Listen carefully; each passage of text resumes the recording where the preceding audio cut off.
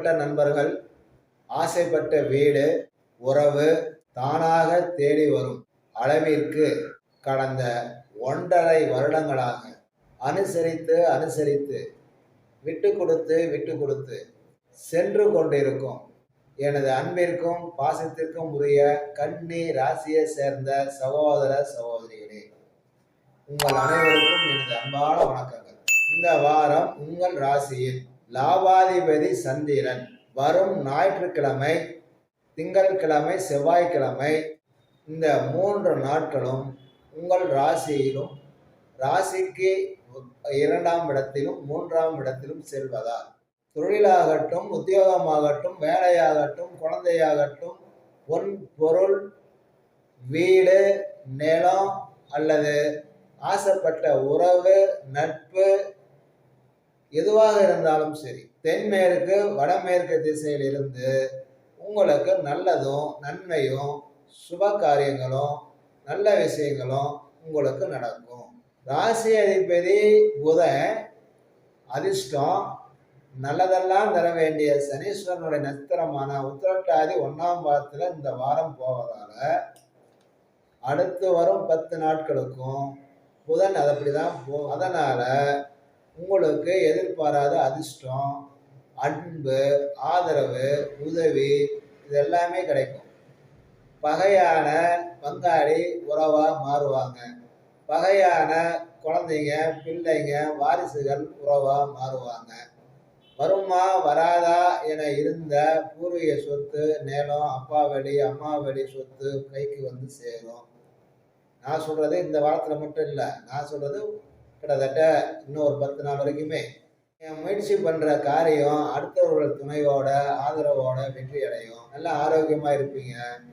ஏற்கனவே நோய்வாய்ப்பட்டு பாதிக்கப்பட்டு நரம்பு பாதிப்பால் பாதிக்கப்பட்டிருக்கிற சகோதர சகோதரிகளுக்கு இந்த வாரம் நல்ல வைத்தியம், மருத்துவம் கிடைச்சி நோய் குணமாகும். முயற்சி, வரன் தேடும் முயற்சியில இருக்கும் சகோதர சகோதரர்களுக்கு மற்றவர்கள், நண்பர்கள், உறவுகள் ஆதரவோட வாய்ப்புகள் உருவாகும் சூழ்நிலை இருக்கு.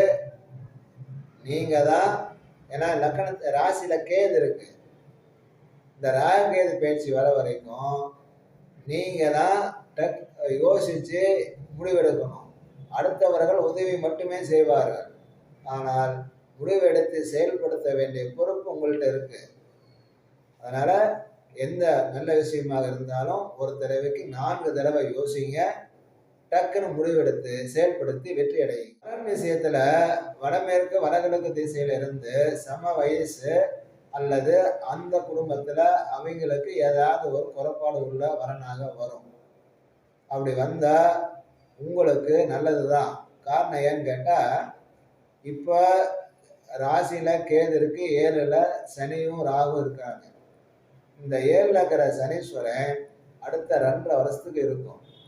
அடுத்த ராகுகேது பயிற்சி வருது இல்லையா, அந்த ராகுகேது பயிற்சி பார்த்தீங்கன்னா உங்க ராசிக்கு 12ஆம் இடத்துல கேது போயிடும். அப்படி கேது போனா கூட இந்த தாம்பத்திய சுகத்துல, தாம்பத்திய வாழ்க்கையில ஒரு சன்னியாசத்தன்மை அல்லது பற்று இல்லாத தன்மை அல்லது சரியா வாய்ப்பு கிடைக்காம போறது, இந்த மாதிரி ஏதோ ஒன்று கொடுத்துரும். அப்போ வரன் வயசு ஈக்குவல் வயசு அல்லது அவங்க குடும்பத்துல ஏதோ ஒரு குறைபாடு, இப்படி ஏதோ ஒன்று ஏற்கனவே நிரந்தரமானதா இருந்துருச்சுன்னு வச்சுப்போமே. இப்ப என்ன ஆயிடும்னா, கிரகம் இதுல சமாதானமாகி உங்களுடைய சுகத்துல சந்தோஷத்துல நிச்சயம் கை வைக்காது. இது அனுபவ ரீதியா ஒன்னை இழந்து ஒன்னை பெறது. அதனால இந்த வாரத்துல அந்த மாதிரி வாய்ப்புகள் மேலே சொன்ன தேதிகள்ல வருது. அதை கரெக்டா பயன்படுத்துங்க. வேலை, தொழில், உத்தியோகம், நல்ல நண்பர்கள், நல்ல உறவுகள், பழைய வசதியான வீடு, தாய் வழி உறவு, அப்பா வழி உறவு என நீங்கள் எதை எதிர்பார்க்கிறீர்களோ அது நிச்சயம் சிறிது காலதாமத்திற்கு அப்புறம் லேட்டா நிறைவேறும். அவ்வளவுதான். ஆரோக்கிய விஷயத்துல வெளியில் அசைவ உணவு சாப்பிடும் நண்பர்களாக இருந்தால் அல்லது கிழங்கு வகைகளை அதிகம் சாப்பிடுபவர்களாக இருந்தால் கண்டிப்பாக உடம்பு தொந்தரவு பண்ணும். இந்த அசைவமோ அல்லது கிழங்கு, அதாவது பூமிக்கு கீழே விளையிற பொருட்கள், இந்த விஷயத்துல உடம்பு நிலையை பொறுத்து சாப்பிடுங்க. ஆரோக்கியத்தை பாதுகாத்து கொள்ளுங்க. நீங்க சாப்பிடலாட்டாலும் சொந்தமோ பந்தமோ நண்பர்களோ உங்களை அழைத்து கொண்டு போவார்கள். அதுதான் பிரச்சனையே. நீங்க கன்னிராசிக்காரங்க நண்பர்களும் உயிரை கொடுத்துருவீங்க. அதுவும் பாசம் காட்டுற உறவுக்காரங்களா இருந்தா டோட்டலா சரணாகதி. அப்போ அழைச்சா போயிடுவீங்க, வாங்கி கொடுத்தாலும் சாப்பிட்டுருவீங்க. அதனால உங்க உடம்பு முக்கியம் இல்லையா? பார்த்து ஒரு வேலை சாப்பிட்டுட்டீங்கன்னு வச்சுக்க, 18, 19ஆம் தேதிகள்ல வெள்ளிக்கிழமை சனிக்கிழமை நாள்ல வயிறு சம்பந்தமா, செரிமான சம்பந்தமா, சீன சம்பந்தமா, வாமிட்டு, வயிற்றால, வயிற்று கிடப்பு, இப்படி ஏதாவது ஒரு தொல்லையை கொடுத்து ஆஸ்பத்திரிக்கு போக வச்சிரும்.